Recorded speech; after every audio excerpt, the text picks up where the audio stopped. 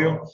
Estoy aquí en el laboratorio de histología, en el laboratorio donde ustedes tienen que llevar sus prácticas de histología. Si pueden ver, ahí están los microscopios. Sí, la zona donde ustedes tienen que trabajar, tienen que ver los tejidos como tal, ¿no? Entonces, tengo conectado directo a internet para evitar ese problema, ¿no? De que se vaya la señal y cuanta cosa más, ¿no? Ok, vamos a empezar con eso, con esos organelos, ¿sí? Que participan. Y si yo les pregunto a ustedes, ¿qué organelos participan en la síntesis de una proteína? ¿Qué me contestarían, jóvenes? ¿Qué me dirían? ¿Cuáles son los organelos que participan en la síntesis de proteínas? A ver. Son los ribosomas, lisosomas y esos no. Por ahí va, Arbet, por ahí va. Son los ribosomas, desde luego.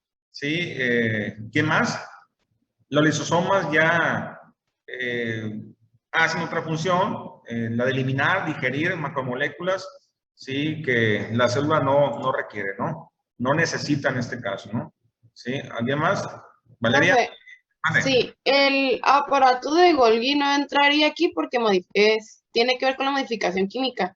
Así es, desde luego también la plata de Golgi participa en esta formación de síntesis de proteína, ¿no? Tiene mucho que ver ahí, desde luego. ¿Sí? ¿Qué más? El retículo endoplasmático, pero es lo de ribosomas. Así es, Leticia, muy bien. También el retículo endoplasmático rugoso es fundamental para lo que es la síntesis de una proteína, ¿no? Entonces, ya lo mencionaron lo que es el ribosoma, el retículo endoplásmicos, aparte de Golgi, ¿no? Entonces, vamos a tratar de entender ese tipo de mecanismos, de organelos, los vamos a desmenuzar y los vamos a ir entendiendo poco a poco, ¿sí? Cómo funcionan cada uno de ellos, ¿no? Ok, vamos a empezar por esa parte, ¿no? Déjenme ponerle la pantalla, compartir la exposición, ¿sí? Para empezar, ¿no? Mientras se vayan agregando sus demás compañeros, ¿no? Sí, ok, déjenme ver. Pequeña, fíjense muy bien, su unidad pequeña tiene un sitio para la unión del RNA mensajero, es decir, tiene un sitio P y tiene un sitio A, ¿sí? La subunidad pequeña. El sitio P para unir al peptidil a RNA transferencia, fíjense muy bien. Sitio P para unir al peptidil. Y un sitio A para la unión del aminoácido. Aminoácido, ¿sí? RNA transferencia. Los ribosomas por lo general se encuentran en la superficie externa de las membranas, ¿sí? Principalmente en el retículo endoplasmático rugoso. Sin embargo, no todos están unidos a la membrana, también aparecen libres en el citosol. Y a veces se preguntan ustedes, bueno, si hay ribosomas en el citosol y si hay ribosomas en el retículo endoplasmático rugoso, bueno, pero ¿por qué? No, bueno, porque la síntesis de proteínas se da en el retículo endoplasmático rugoso, pero también se da en el citosol. Puede ocurrir en el citosol una síntesis de proteína. ¿Pero por qué? ¿Por qué puede ocurrir síntesis de proteínas en el citosol y síntesis de proteínas en el retículo endoplasmático rugoso? Muy sencillo, jóvenes. Todas las proteínas que se sinteticen en el retículo endoplasmático rugoso, esas proteínas van a ir directamente a la membrana celular o fuera de lo que es la célula. Ese es el destino de aquellas proteínas que se forman en el retículo endoplasmático rugoso. Pero las proteínas que se forman en el citosol, ¿sí? Que se forman en el citosol, que se sintetizan en el citosol, ¿sí? Esas proteínas van a quedar dentro de lo que es la célula, ¿sí? Porque la célula requiere ese tipo de proteínas dentro de la célula, ¿sí? Las que forman el retículo endoplasmático rugoso, pues van a estar en la membrana celular o fuera de lo que es la célula, ¿no? Es por eso que hay una gran cantidad de ribosomas en el retículo endoplasmático rugoso, pero también una gran cantidad de ribosomas libres en el citosol, ¿no? Porque también en el citosol ocurre lo que es la síntesis de una proteína, ¿no? Ok, entonces, fíjense muy bien, no pierdan de vista esta parte de lo que les comentaba hace un momento, ¿no? El sitio P, ¿sí? Que ven la imagen, y el sitio A. Esto es el ribosoma, ¿sí? Obviamente, este es un ARN de transferencia, que trae aminoácidos, este que va en aminoácido, y bueno, este es el ARN mensajero, ¿sí? ¿Para qué? Solamente para traducirse en una proteína, ¿no? Entonces, este sitio P y sitio A es interesante que lo ubiquen para que entiendan mucho mejor cómo se da el mecanismo de traducción de una proteína, ¿no? Cómo se forma o sintetiza una proteína, ¿no? Que eso lo vamos a ver un poquito ya mañana, ¿no? Lo que es la síntesis de proteína. O a ver si alcanzamos, que no creo, ¿no? Ok, entonces, fíjense muy bien. Por lo general, los ribosomas libres y ligados a la membrana se encuentran en cadenas denominados poliribosomas o polisomas, que contienen de unos pocos o hasta más de 30 ribosomas, formándose así como círculos, espirales o rosetas, que ustedes ven aquí, o como collar, o como si fuera un pequeño collarcito. Entonces, es la forma de cómo encontramos a los ribosomas, ya sea pegados en la membrana o ya sea en el citosol. Normalmente el citosol lo encontramos así, como un collarcito, ¿sí? A esto le llaman polirribosoma, por la gran cantidad de ribosomas que encontramos dentro del citosol, ¿no? Y también pegados, adheridos a la membrana del retículo endoplasmático rugoso, ¿no? Es como si fuera un collar, ¿no? Ese hilo que ven aquí, pues viene siendo el ARN mensajero, y esto pues tiene la unidad pequeña y la unidad grande del ribosoma, ¿no? Ok. Eso es en base a lo que es el ribosoma, ¿sí? ¿Qué tiene que ver en este caso con lo que es el retículo endoplasmático rugoso, ¿no? Entonces, fíjense muy bien. ¿Qué viene siendo el retículo endoplasmático rugoso? Dicen que es un sistema membranoso más grande de la célula y comprende aproximadamente la mitad del volumen total de la célula. Es un sistema de túbulos y vesículas interconectados cuya luz se denomina cisternas, ¿sí? Las cisternas son como si fueran sacos, pero en forma aplanadas. Es una cisterna. Normalmente el retículo endoplasmático dentro de las células, pues la mayoría no están unidos, rugoso y liso, porque hay dos tipos, acuérdense, ¿sí? Pero bueno, aquí viene esta forma que ven aquí aplanada, esta cisterna, comparado con el liso, que es en forma tubular, ¿sí? En forma tubular. Ok. Los procesos metabólicos que ocurren en la superficie del retículo endoplasmático y dentro de él, pues son síntesis y modificación de proteína, síntesis de lípidos y esteroides, detoxificación de ciertos compuestos tóxicos y formación de todas las membranas de la célula. Es decir, tienen una gran función, una chamba enorme, los retículos, dentro de lo que es la célula, ¿no? Por eso hay una gran cantidad de ellos dentro de lo que es la célula, ¿no? En esta parte.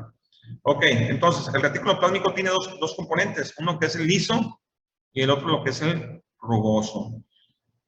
Normalmente el retículo endoplasmático rugoso está unido a lo que es el núcleo y muchas veces el liso, pues en algunas células puede ser una continuación del retículo endoplasmático rugoso, mas sin embargo la mayoría están separados, ¿no? El retículo endoplasmático rugoso y el retículo endoplasmático liso, ¿no? Si aquí ven algunos nombres, por ejemplo, Kay Porter, en este caso Albert y Ernest Bullman, ellos fueron los primeros en observar el retículo endoplasmático y lo observaron por allá en 1945, ¿sí? Pero no fue hasta por allá como en 1950, 1955 que le dieron el nombre de retículo endoplasmático, ¿no? De hecho Albert, el francés, él fue el primero en observar los ribosomas. Sí, él lo observó por allá como en 1935, más sin embargo, pues en ese momento no sabía qué función tenían los ribosomas, y en aquel momento le llamó microsomas, ¿sí? Microsomas, pequeñas cuerpecitos, ¿sí? Pero ya una vez que se empaparon con Ernest Bullman y Kay Porter, pues se dieron cuenta de que pues tenían un vínculo, tanto el retículo endoplasmático rugoso como los ribosomas, ¿no? Ya en aquellos tiempos ya le llamaron ribosomas, ¿no? Y todo eso, pues gracias a que por allá en 1931, pues obviamente, pues inventaron lo que es el microscopio electrónico, ¿no? Que es la única forma que han podido observar este tipo de estructuras, ¿no? ¿Sí? Ok, es un poquito de historia, ¿no? No es como para que se lo aprendan de memoria, ¿no? No. Ok, entonces vamos con el liso. Déjenme tomar un poquito de agua porque toda la mañana de las 8 ando hablando, ¿no? Ok, entonces, ¿qué viene siendo el retículo endoplasmático liso? Bueno, el retículo endoplasmático liso está conformado por un sistema de túbulos, fíjense muy bien, túbulos anastomosados y vesículas de unión de membranas aplanadas. La mayor parte de las células no poseen retículo endoplasmático liso en abundancia, ¿sí? Ese retículo endoplasmático liso en abundancia se va a especializar nada más en ciertas células, como por ejemplo en células del músculo, en hepatocitos, ¿sí? En células de Leydig, en células suprarrenales, es donde mayormente va a haber cantidad enorme de este tipo de retículos endoplasmáticos lisos, ¿no? No está en la mayor parte de lo que las células tienen, pero no tienen mayor cantidad, ¿no? ¿Por qué en el músculo esquelético? Bueno, porque ahí la función del retículo endoplasmático liso es secuestrar iones de calcio, ¿sí? De lo que es el citosol. Y esto obviamente va a utilizar el calcio ¿para qué? Para la contracción de lo que es el músculo, ¿no? Aunque en el músculo, al retículo endoplásmico, se le conoce como retículo sarcoplásmico, ¿sí? Retículo sarcoplásmico. Pero ya veremos un poquito más adelante en relación a ellos cuando veamos músculo liso, ¿no? O músculo esquelético. Nota, el retículo endoplasmático liso no posee ribosomas, desde luego, por eso es liso, ¿sí? Es liso, no tiene ribosomas. Fíjense muy bien, el retículo endoplasmático liso tiende a ser tubular. Vean, este es el liso y es en forma de tubos, vean, ¿sí? Es en forma de tubos. Entonces, de antemano, siempre pues he comentado que nuestro cuerpo pues, está hecho de tubo. Si ustedes ven, nuestro cuerpo es puro tubo. ¿Sí? Las venas en forma de tubo, nuestros dedos en forma de tubo, nuestros brazos en forma de tubo, nuestro cuerpo está en forma de tubo. Estamos hechos de tubo. ¿Sí? Entonces, pues el retículo endoplasmático liso, pues también está hecho de tubo, ¿no? Pero es una forma tubular, ¿no? Acuérdense los diminutivos, ¿no? Ulas, alos, elos y los diminutivos, ¿no? Todo eso significa pequeñito, significa chiquito, ¿no? Por eso tubular, en forma tubo, pero pequeñito. Entonces, este tipo de retículo endoplasmático liso puede estar separado del retículo endoplasmático rugoso o ser una extensión de él, ¿sí? Aunque repito, la mayoría de ellos están separados. En algunas ocasiones, en algunas células pueden estar juntos, pero la mayoría están separados, ¿no? Ahora, el retículo endoplasmático liso es abundante, ya lo comentamos, en células que participan en el metabolismo de los lípidos, ¿sí? Pero también está bien desarrollado en células que sintetizan y secretan esteroides, como por ejemplo las células suprarrenales, ¿sí? Y las testiculares de Leydig, ¿no? ¿Sí? Que son células de Leydig que se encuentran en los testículos, ¿no? Y que obviamente ahí va a haber mayor cantidad de ese tipo de retículos endoplasmáticos lisos, ¿no?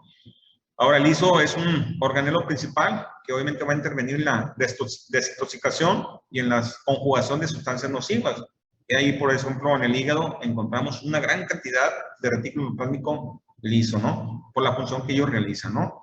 Entonces, si hablamos de que también el retículo endoplasmático liso participa en el metabolismo de los lípidos y también de esteroides, pero también participa en el metabolismo de glucógeno, pero también la formación y reciclaje de membranas.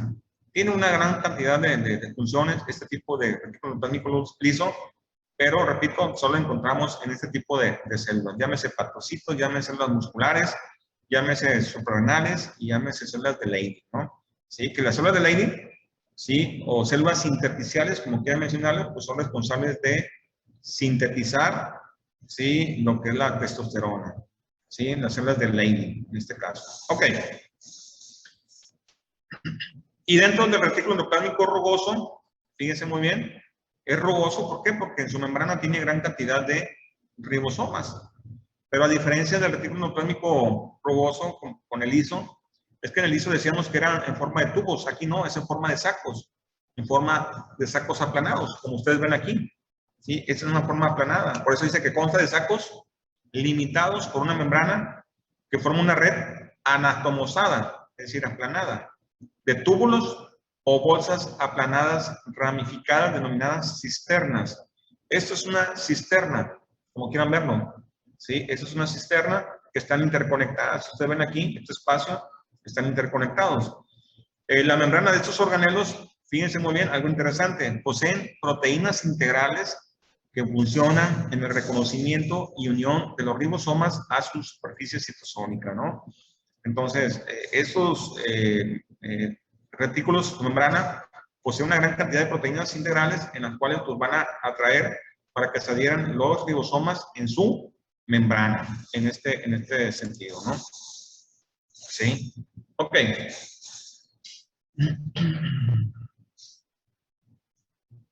Y bueno, el retículo endoplasmático rugoso pues participa en la síntesis de todas las proteínas que deben empacarse o trasladarse a la membrana celular. Pero también lleva a cabo modificaciones post-transcripcionales de esas proteínas, entre ellas lo que es plegamiento y lo que es glucosilación, ¿sí? Además, todos los lípidos y proteínas integrales de todas las membranas de las células son elaboradas en el retículo endoplasmático rugoso, ¿no? Entonces, tiene una gran cantidad de funciones, una gran cantidad de chamba tiene el retículo endoplasmático rugoso, ¿sí? Dentro de lo que es la célula, ¿no? Por eso hay una gran cantidad de ellos dentro de lo que es la célula. Nota, sabemos perfectamente que el retículo endoplasmático rugoso posee grandes cantidades de ribosomas, ¿sí? Y esos ribosomas están adheridas a lo que es la membrana plasmática, de lo que es el retículo endoplasmático rugoso, ¿no? Entonces, esta imagen que ven aquí es un retículo endoplasmático rugoso, ¿sí? Bueno, vemos varios ahí retículos endoplasmáticos rugosos, ¿sí? Ven cómo se forman estas cisternas, estos conductos, estos canales, estos sacos, ¿sí? Es una microscopía electrónica, ¿sí? Pues obviamente por congelación, ¿no?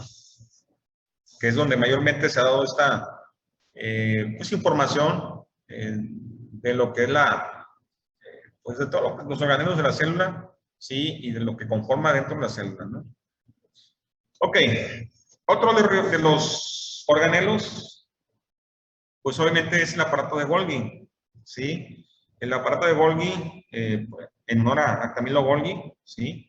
Él fue que vio por primera vez al aparato de Golgi, ¿sí? Y vio cómo estaba conformado. Pues dice él de que es una serie de cisternas, fíjense muy bien, serie de cisternas unidas a membranas aplanadas, como si fueran pilas de Golgi. Como ustedes ven aquí, es una pila de Golgi. Tiene 3 niveles, 3 pilas, ¿sí? ¿Cuál es la función del aparato de Golgi? Bueno, síntesis de carbohidratos, modificación y selección de proteínas elaboradas en el retículo endoplasmático rugoso. Entonces, la pila de Golgi tiene 3 niveles, jóvenes, aquí.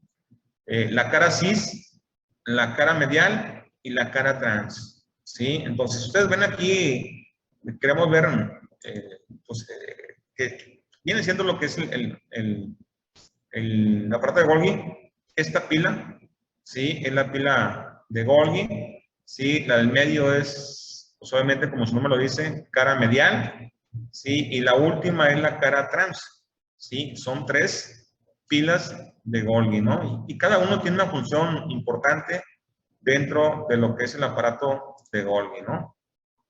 Entonces, si hablamos de la cara cis, en este sentido, nos podemos dar cuenta que la cara cis es la más cercana al retículo endoplasmático rugoso, ¿sí? Desde luego, ¿sí? Es de forma convexa y se considera la cara de entrada, ya que las proteínas que están recientemente formadas en el retículo endoplasmático rugoso van a entrar a la cara cis antes que todas las demás caras, ¿no? Cara medial y cara trans, ¿no? La cara trans, sí, es de forma cóncava, diferente a la cara cis, y representa la cara de salida, dado que la proteína modificada, fíjense muy bien, modificada, está lista para empacarse y enviarse hacia su destino a partir de este sitio. Y repito, hay 2 destinos que tienen las proteínas recién sintetizadas en el retículo endoplasmático rugoso. membrana plasmática de la célula o fuera de la célula. No hay vuelta de hoja, jóvenes. Esos dos destinos tienen. La mayoría llegan, se quedan en la membrana plasmática de la célula. La mayoría de las proteínas que se forman se quedan ahí, jóvenes. ¿Sí? Ok. Si ustedes, miren, vean esta imagen, está interesante, ¿no? Si ustedes ven esta imagen, esta es la parte de Golgi, ¿sí? Vean las cisternas, ¿sí? Y vean, salen como pequeñas vesículas. Este es el aparato retículo endoplasmático rugoso, que una vez que sale la proteína, se va a la parte de Golgi y la parte de Golgi se encarga de transportarla, de llevarla hacia su destino, ¿no? Pero, fíjense algo interesante. Existen dos compartimientos de interés, uno vinculado con la cara cis y el otro vinculado con la cara trans. ¿A qué se refiere? Bueno, nos referimos al retículo, fíjense, retículo endoplásmico compartimiento intermedio de Golgi, lo que es el RESIS o lo que es el RESI, como quieran mencionarlo, abreviado, ¿sí? Y el Red Golgi Trans, que es el RGT, como quieran mencionarlo, ¿no? Sí, ya hablan de RGT y empiezan a querer uno bailar, ¿no? Con el reggaetón y cuánta cosa, no. Reggaetón, Red Golgi Trans, ¿no? Ok, ahí va a explicarle a qué se refiere con cada uno de esos compartimientos, ¿sí? Fíjense muy bien, el RESGI es una colección de vesículas y túbulos formados por la fusión de vesículas de transferencias derivados de la cisterna final del retículo endoplasmático, que se conoce como el retículo endoplásmico transicional, que es el RET. Estas vesículas se desprenden del RET y contienen proteínas sintetizadas en la superficie modificada dentro de las cisternas del retículo endoplásmico rugoso. Es parte de la ruta que siguen las proteínas para su modificación dentro del aparato de Golgi. Y aquí vemos esta imagen. Ahí les va. Sin tanto rollo, como dicen por ahí, ¿no? Fíjense muy bien. Este es el aparato de Golgi. Estas 3 pilas. Ahí está. Y decíamos que el aparato de Golgi tiene dos compartimientos de interés. Uno vinculado con la cara cis, que es el RESGI, y otro vinculado con la cara trans, que viene siendo que viene siendo el Red Golgi Trans, ¿sí? Entonces, acá tenemos el retículo endoplásmico rugoso y tenemos el RET. Este es el RET, ¿sí? El RET endoplásmico transicional. El RET endoplásmico transicional significa que ahí donde es prácticamente, ¿cómo le podría decir? Es una zona de vesículas, ¿sí? En las cuales las proteínas recién sintetizadas en el retículo endoplasmático rugoso van a ir primero al RET. ¿Por qué? Porque el RET se va a encargar de transportarlas, de llevarlas al RESGI, ¿sí? En este caso, a esta zona, ¿sí? Como ustedes ven aquí, es la vesícula, ¿sí? Es una vesícula que lleva proteínas recién sintetizadas en el retículo endoplasmático rugoso, la manda al RESGI para posteriormente llevarla a la cara cis, a la cara medial, a la cara trans y finalmente dice a la cara, en este caso, al Red Golgi Trans. El Red Golgi Trans se va a encargar de transportarlas, ¿sí? Y llevarlas hacia su destino, jóvenes. Por ejemplo, esta proteína pues va a ir hacia la membrana o fuera de la célula, ¿sí? Entonces, esto es lo interesante de este medio de transporte que tiene que ver con este cúmulo de vesículas, ¿no? Que tiene que ver con el RET, que tiene que ver con el Red Golgi Trans, ¿no? Me voy despacito, ¿no? Para explicarle un poquito más con todo esto. El RGT, o Red Golgi Trans, como quiera mencionarlo, ¿sí? Se encarga de disponer las proteínas en sus vías respectivas, de tal manera que lleguen, fíjense muy bien, a la membrana celular, granos secretorios o lisosomas. El cargo que deja el Red Golgi Trans, el RGT, está encerrado en vesículas que pueden llevar a cabo diversas funciones. Uno, insertarse en la membrana celular como proteínas y lípidos de membrana, que es la mayor parte donde se quedan esas proteínas. Y 2, fusionarse con la membrana celular de tal manera que la proteína que transporta se va a liberar inmediatamente hacia el espacio extracelular, ¿no?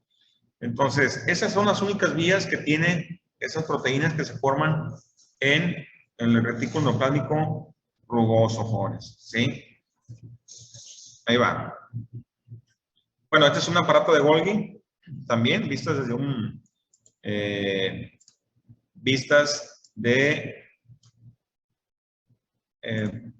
un microscopio electrónico, ¿sí? De transmisión, ¿sí? Se ve como si fuera una huella dactilar, ¿sí? Si ustedes ven ahí, y puede haber una gran cantidad de ellas dentro de la célula, ¿no? ¿Sí? Esto fue descubierto por allá como en 1950 y tantos, ¿sí? Por Camilo Golgi, y todos se fueron descubriendo porque, pues, obviamente, ya una vez que utilizaron el microscopio electrónico, pues ya fueron identificando más organelos, ¿sí? Y se dieron dando cuenta de la importancia que tiene este tipo de organelos, ¿no? Entonces, fíjense muy bien, ¿cuál es la ruta de trayecto de las proteínas?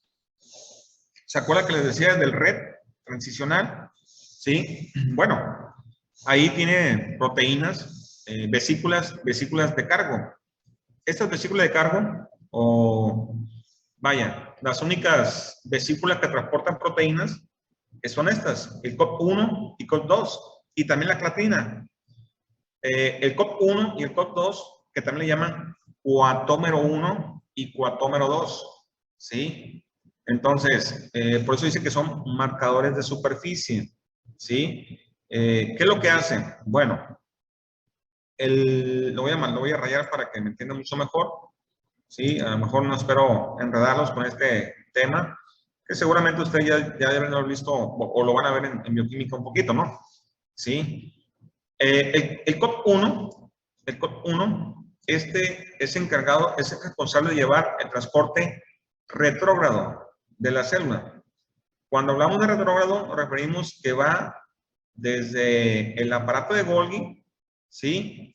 Hacia lo que es el retículo endoplásmico rugoso, ¿sí? Ese es transporte retrógrado. Es decir, el aparato de Golgi tiene la finalidad de modificar proteínas, pero ¿qué pasa? Cuando dice, chirrión, esta proteína está mal diseñada, está mal elaborada, no tengo lo suficientemente para poder yo modificar esta proteína, lo que hago es, bueno, la cubro con una vesícula con COP1, ¿para qué? Para que esta vesícula de nueva cuenta lo regrese al retículo endoplásmico rugoso.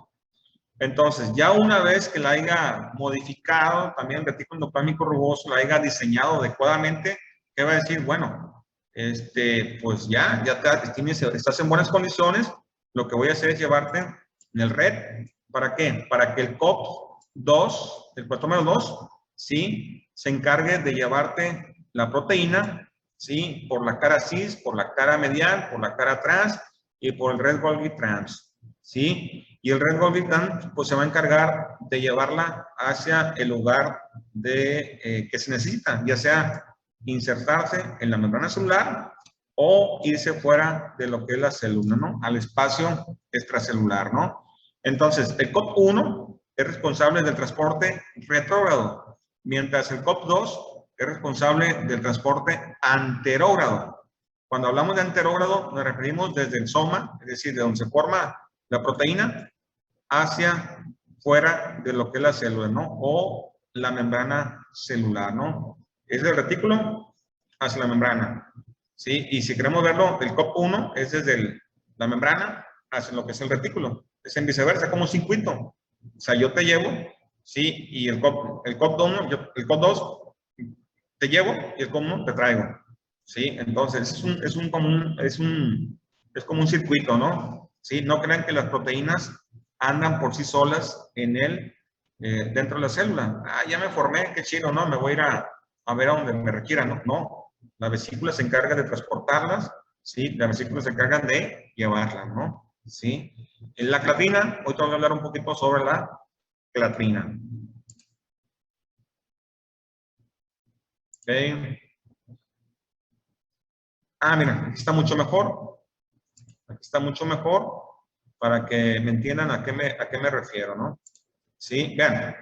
El COP2 decíamos que es el responsable de llevar el transporte anterógrado, ¿no? Desde el retículo endoplasmático rugoso hacia lo que es la membrana o fuera de ella, ¿no? Si se dan cuenta, el COP2 está marcado por cuatómero.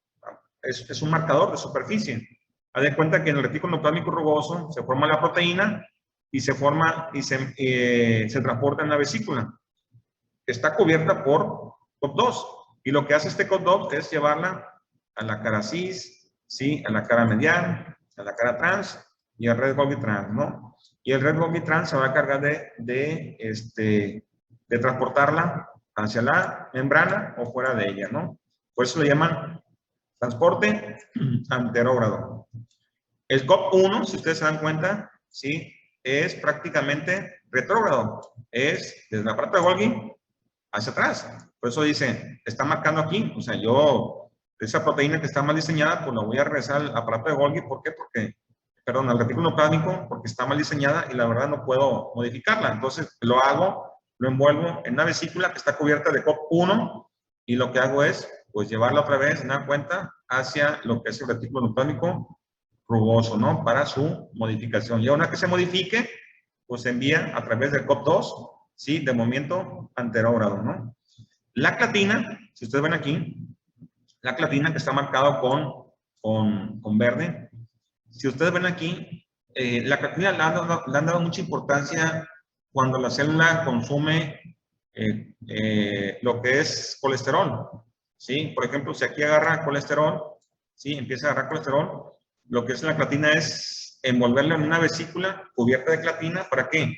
Para que la clatina se fusione directamente con los endosomas y los endosomas se fusionen con los endosomas tardíos, que también le llaman lisosomas, y los lisosomas lo que hagan es, como aquí dice, seccionar el colesterol en aminoácidos. ¿Para qué?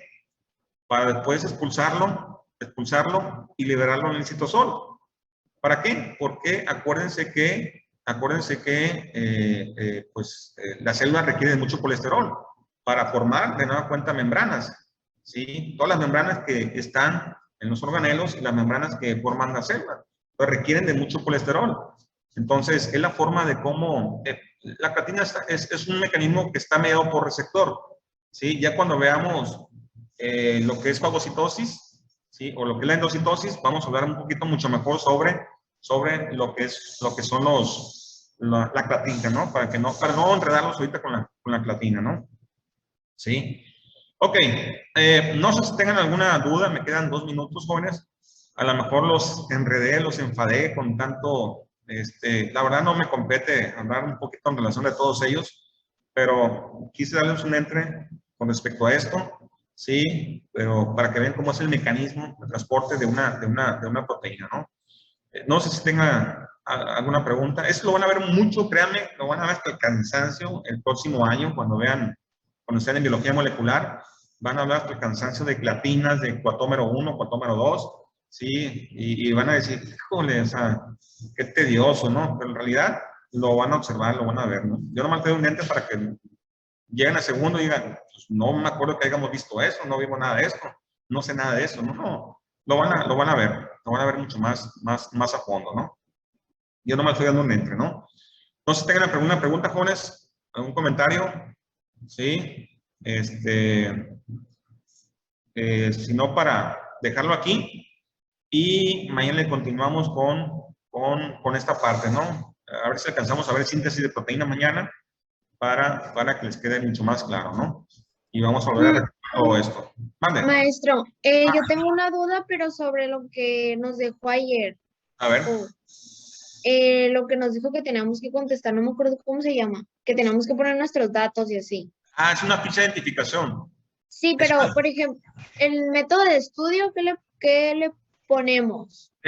Lo que ustedes hacen para estudiar, o sea, ya sea por mapas conceptuales, ya sea por audiolibros, ya sea hacer con leer, el método de estudio que ustedes utilizan para aprender, ¿sí? Ok, está muy bien. ¿Sí? Pero Profe, Mande. tenemos que poner una foto de nosotros. De preferencia sí para ubicarlos, porque obviamente, nada más quiero que se tomen la foto de la cara. La pueden tomar con el celular y la pueden imprimir, nada más con verle la cara nada más para yo identificarlos. Es una forma yo de identificarlos a ustedes, ¿sí? Es la intención, ¿sí? No es otra intención más que esa, jóvenes, ¿sí? Maestro, Mande. ¿y tiene algún un límite de día?